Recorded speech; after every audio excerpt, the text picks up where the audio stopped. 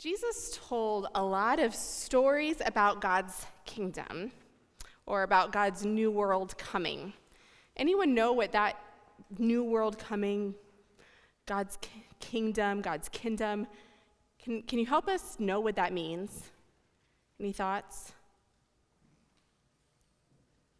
Anyone? I know some of you actually have some really awesome answers for this, but if you're shy this morning, that's no problem. We'll talk about it. So, this is how God created the world to be and wants the world to be. And Jesus really showed us what God's kingdom looks like and feels like. And so as Christians, our job is to catch on to it and live in that way, right? And it's here, and it's coming, and it's already here, and it's not yet, and it's a little confusing. But our job as Christians is to try to live the way that Jesus showed us in this way of God's kingdom. And part of the way Jesus showed that to us was by telling these stories that we often call parables. So here's one of them. God's kingdom is like a mustard seed.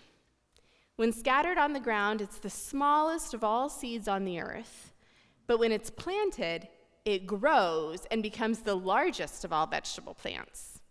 It produces such large branches that the birds in the sky are able to nest in its shade. Okay, I gave you a mustard seed as you came up. What do you notice about that mustard seed? Can you describe it? Yeah. It's yellow. Small. Round. Yellow, small, round. And it's hard. Yeah, it's not a soft seed, is it? Scarlett learned that it's easy to lose, right? She came back for a second one. It's so small it can easily be lost. You lost. Do you want another one? Come on up. Okay. There you go. You can take one of those. Anyone else need another one? Oh, guess what? They're really easy to lose. You all are kind of proving the illustration right now. They are very small. Jesus exaggerated a little. They're not the smallest of all seeds, but they are very small. God's kingdom is like something that starts out so small it can easily be lost. Have any of you ever planted a seed before?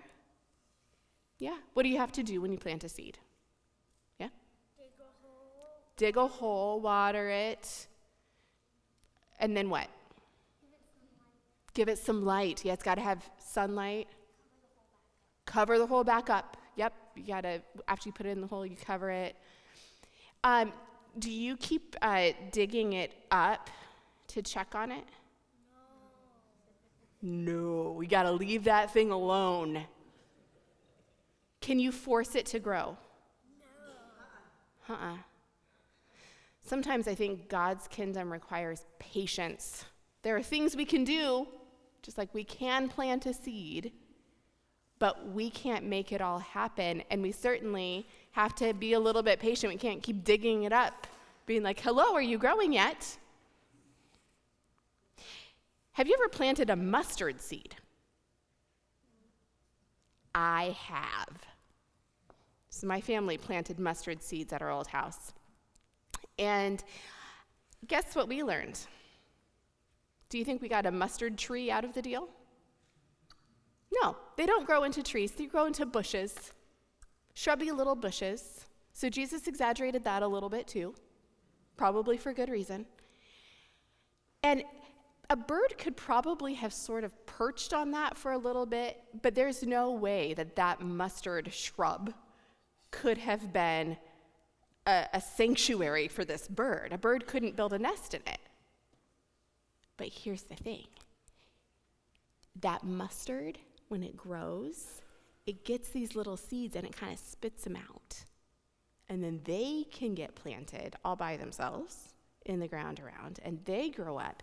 And if you get a whole bunch of little mustard shrubs growing together, do you think a bird could maybe build a nest in those?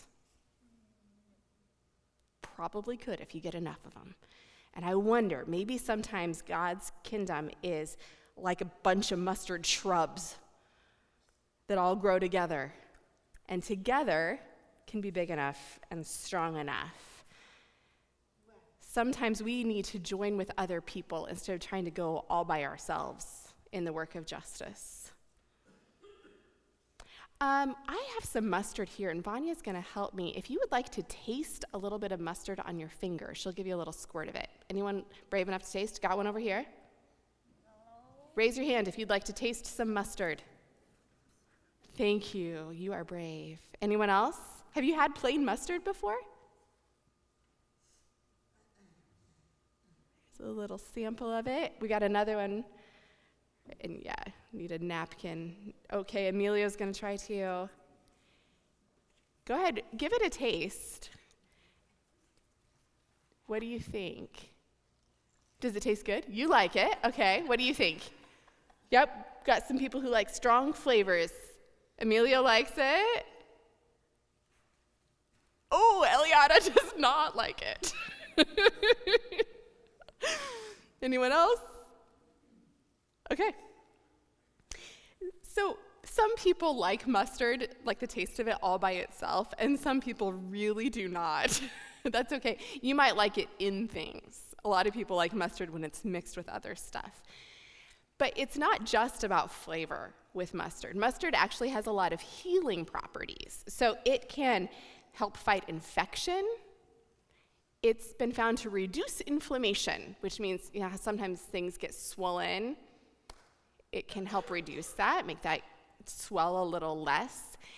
For many, many, many years in the old times, and some people still do this, people would make a mustard poultice, like a paste, and they'd put it on their chest if they had a cold, and it would help them feel better.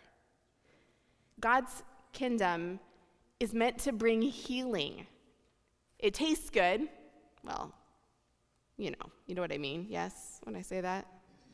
Feels good, looks good, all of that stuff, but also it can bring healing and hope. So those are some things I think Jesus might have been telling us with that story. I think there's a whole lot more. And we're going to go ahead and do a mustard seed prayer together. So get into a ball as small as you can. Can you get tiny, tiny, tiny? Smallest ball you can be. God, sometimes we feel so small, but we are part of something bigger than ourselves. Okay, go ahead and grow. Give us patience. Help us know that you are working in us, that this is your work. And now let's come together. Bring all our mustard plants together. And God, help us come together so that together we can be strong enough to be a shelter, a place of safety. Flutter your leaves. Help us to bring healing and hope in your world, God. Amen.